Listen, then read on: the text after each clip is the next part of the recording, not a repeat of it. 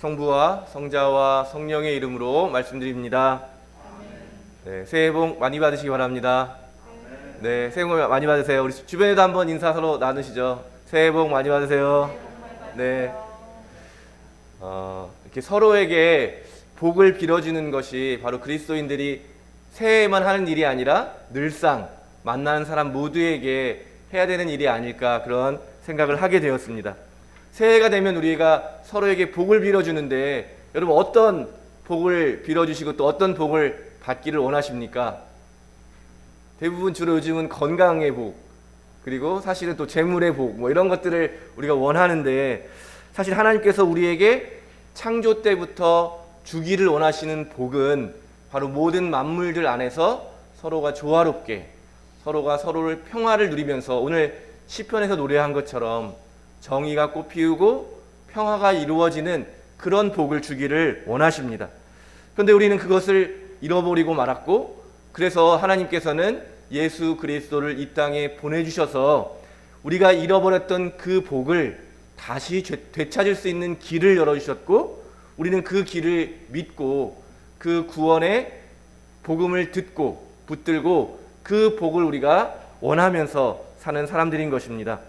올 한 해에는 서로 복을 빌어주실 때 이 하나님께서 우리에게 주기를 원하시는 구원의 복, 또 정의와 평화의 복을 서로에게 빌어주시고, 또 우리 모두가 한 사람 한 사람이 하나님이 주시는 그 복 가운데서 올 한 해를 살게 되는 그런 귀한 한 해가 되기를 간절히 바랍니다.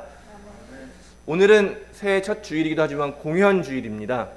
이름이 조금 어렵지, 한자로 되어 있는 이름이어서 공현, 공적으로 드러난다. 그래서 원래 의미를 나타내면 하나님의 신성이 나타난다라고 하는 그런 절기입니다. 그래서 이 공현절을 저희는 서방교회 전통에 있는데, 동방교회에서는 이 공현절을 성탄절로 지키고 있어요. 그러니까 예수님께서 이 세상에 구원자로 자신을 드러내시는 일.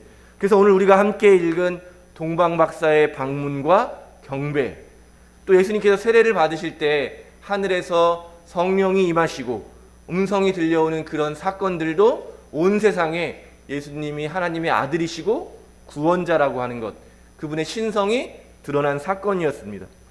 첫 번째 제자를 부르신 일을 통해서도 세상을 향해서 예수님께서 보여주신 놀라운 사건이었고요.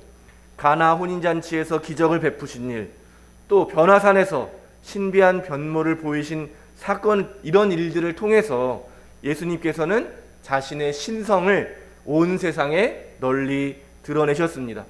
여기서 주목해야 될 게 온 세상의 구원자라고 하는 것입니다.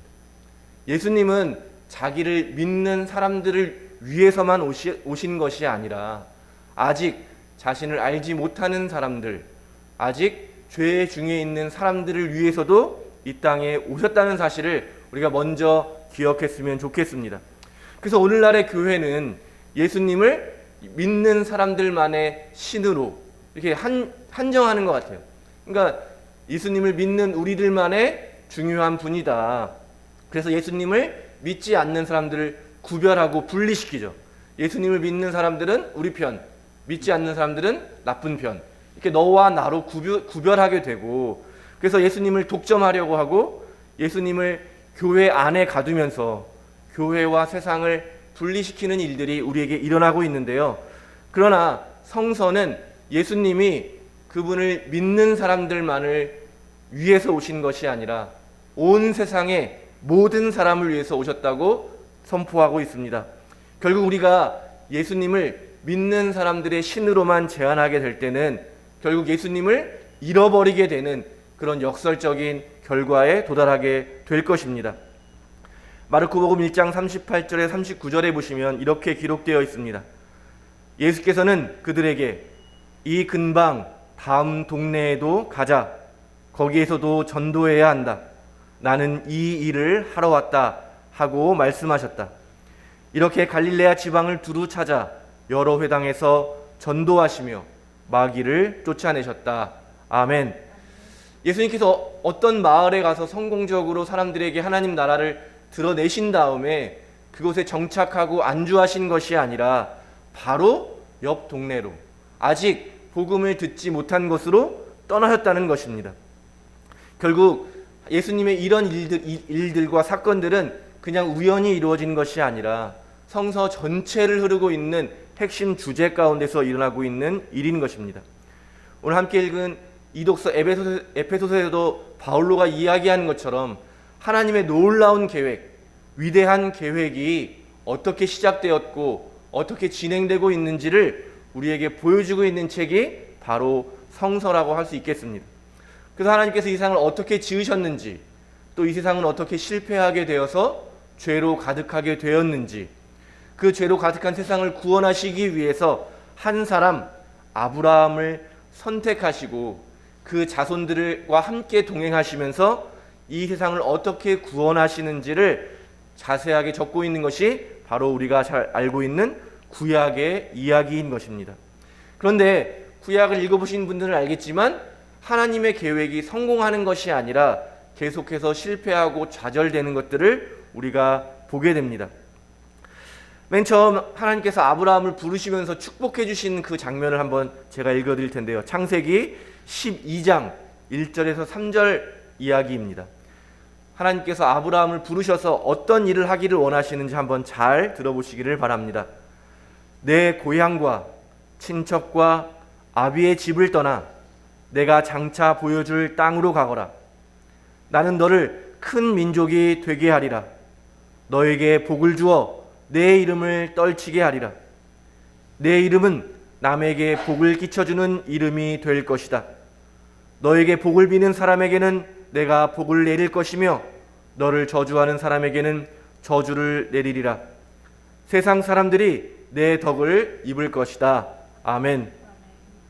아브라함만을 따로 선택하신 이유는 아브라함만 그 복을 누리게 하려는 것이 아니라 아브라함을 통해서 모든 사람들에게 그 복이 흘러가도록.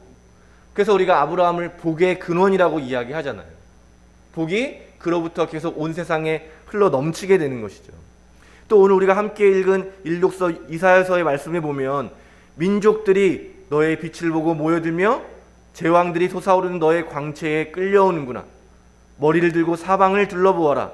모두 너에게 모여오고 있지 않느냐. 너의 아들들이 먼 데서 오고 너의 딸들도 품에 안겨온다. 이 이사야의 말씀이 선포될 때는 이제 하나님이 이스라엘 민족을 약속의 땅에 정착시키시고 나라를 세웠지만 결국 실패해서 바빌론의 포로로 끌려가는 그런 멸망의 시대에 이 예언이 이제 선포가 되는 거죠. 다시 우리가 회복될 날이 있는데 그때에는 하나님께서 미리 계획하셨던 일들, 이스라엘을 통해서 모든 민족들이 다시 하나님을 알게 되고 하나님께 돌아와서 하나님께서 태초부터 마련하신 그 복을 누리는 그 일이 이루어질 것이다. 다시 여기서도 반복되는 주제가 무엇입니까? 하나님은 자신의 백성들만을 복주기를 원하시는 것이 아니라 그 백성들을 통해서 온 세상의 모든 사람을 다 구원하기를 원하셨다라고 하는 것이 바로 성서의 주요 핵심 내용인 것입니다. 그래서 이 구약의 예언과 또 율법의 말씀과 약속이 바로 성취되는 것이 예수 그리스도라고 고백하는 것이 바로 우리가 신약이라고 부르는 성서의 주요 핵심 내용입니다. 하나님께서 시작하신 일이 이제 이렇게 이스라엘을 통해서 실패되었지만 결국 예수님을 통해서 다시 성취되었다라고 하는 고백인 것이죠.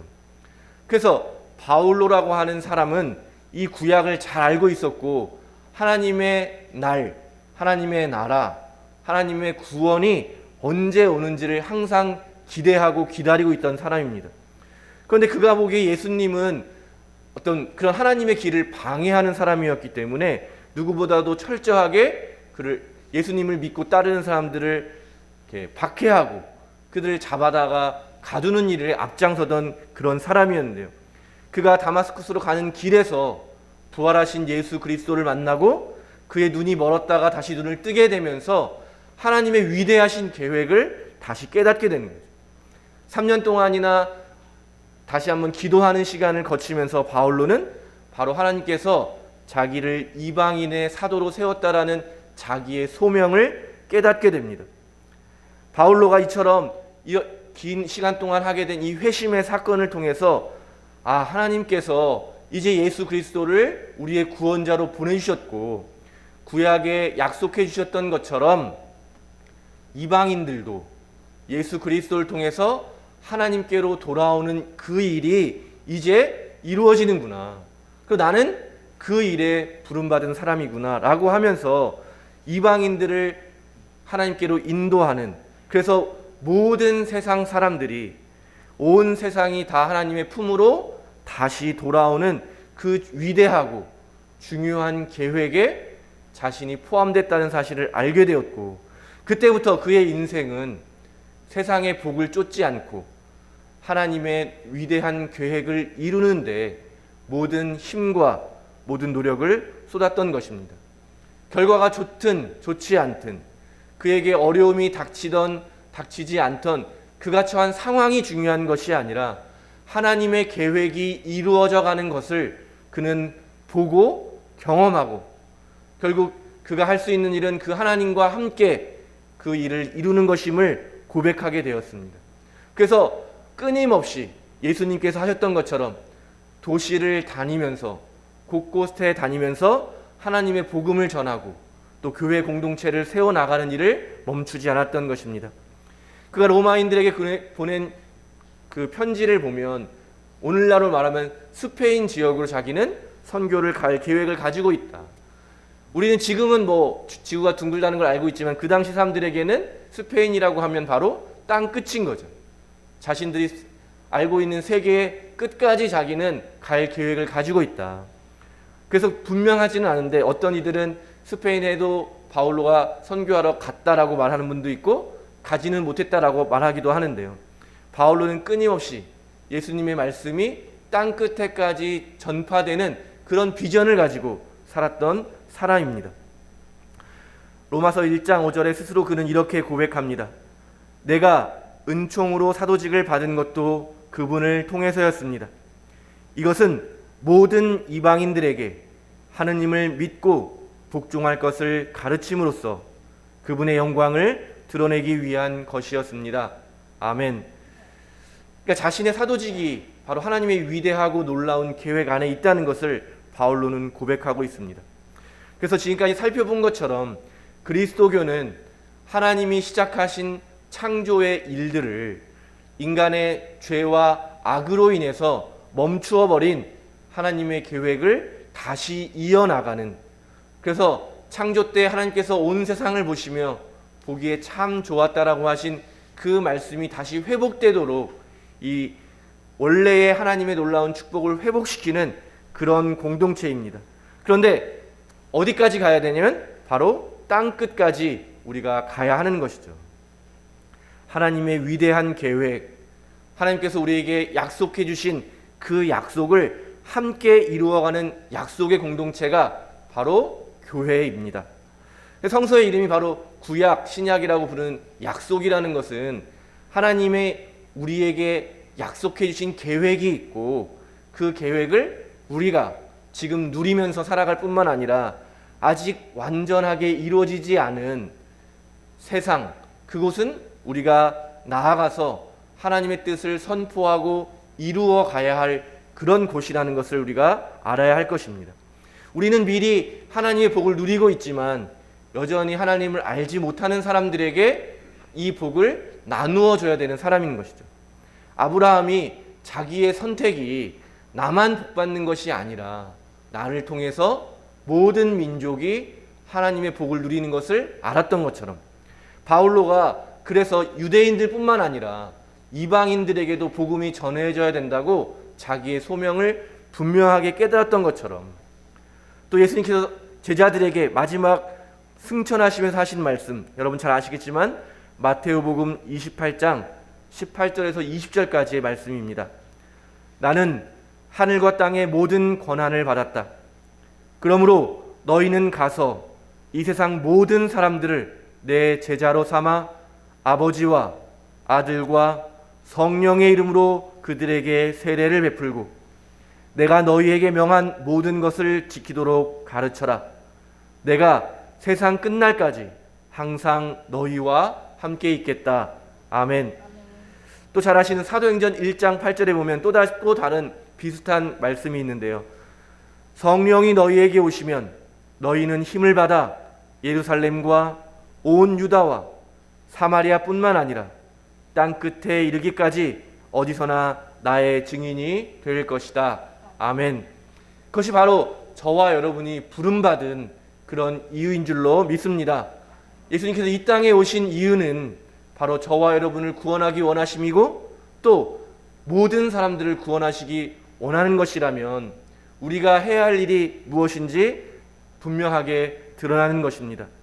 먼저는 우리가 가장 사랑하는 이들, 우리의 가족들, 우리의 친구들, 또 우리의 사랑하는 동료들을 먼저 주님께로 인도하게 되는 그런 한 해가 되기를 바랍니다. 조금 더 나아가서 아직 예수님을 알지 못하는, 그러니까 내가 잘 알지 못하는 그런 이웃들에게도 우리는 나아가서 예수님의 복음을 증거하고 하나님이 원래 우리가 누리기를 원하시는 그 복을 빌어주고 그들과 함께 복을 누리며 살아갈 수 있게 되기를 간절히 바랍니다. 그리고 마지막으로 땅 끝으로까지 가서, 이거 물리적인 땅 끝이 아니겠죠. 내가 나와 가장 멀리 있는 사람, 바로 누구겠습니까? 우리의 원수들, 그들마저도 우리가 용서할 수 있고 사랑할 수 있게 되어서 그들에게까지도 가서 예수님의 복음을 증거하고 그들과도 함께 화해하면서 하나님께서 우리에게 누리기를 원하시는 그 복을 함께 누리게 되는 그런 귀한 한 해가 되기를 바랍니다. 여러분 마음속에 올 한 해 꼭 이루었으면 좋겠다라는 여러 가지 소원이 있겠지만 오늘 이 예배를 통해서 우리에게 말씀하시는 하나님의 위대한 계획, 하나님의 가장 큰 소원, 세상 모든 사람들이 하느님을 알고 하느님을 사랑하고 예수 그리스도를 통해서 구원받는 일, 그것이 저와 여러분의 가장 우선적인 소원, 가장 크고 귀한 소원이 되기를 바랍니다. 그래서 우리 교회가 선교하는 공동체로서 세상 사람들을 초대하고 그들에게 복을 빌어주고 우리가 누리고 있는 이 놀라운 생명을 함께 나누며 더욱 풍성해지는 그런 교회가 되기를 간절히 바랍니다. 우리 주보에 보시면 2022년 3억 방향이 나와 있는데요. 첫 번째가 교회 안에 작은 교회, 가정교회 100개를 세우자. 이미 여러분 많은 대부분의 가정들이 교회 이름을 정하고 정기적으로 예배를 드리고 서로를 돌보는 일들, 함께 마음 모아 기도하는 일들을 시작하신 줄로 알고 있습니다. 올 한 해 더욱더 교회를 세우는 일에 우리가 힘을 모으기를 바랍니다. 그리고 할 수 있다면 또 다른 가정교회를 세우는 일에도 함께 기도해 주시고 동참해 주시기를 부탁드리겠습니다. 두 번째가 가족과 이웃 전도를 통해서 300명의 교회를 만들자라는 것으로 목표를 세웠습니다.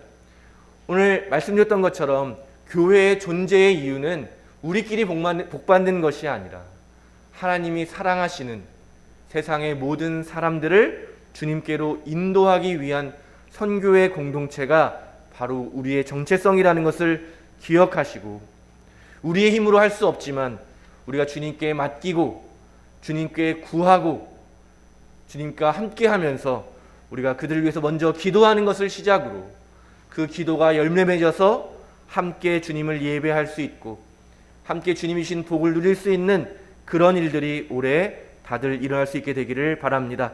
그래서 마지막으로 일상이 기도가 되고 기도가 일상이 되는 일상의 영성을 강화하는 한 해가 되기를 바랍니다. 기도하고 싶은데 잘 되지 않는다는 많은 분들의 이야기가 있습니다. 저도 그럴 때가 많이 있는데요. 우리가 함께 모여서 서로 기도를 배우고 또 격려하고 붙들어주면서 올 한 해에는 무엇보다 기도의 자리에서 많이 만나는 그런 한 해가 되기를 간절히 바랍니다.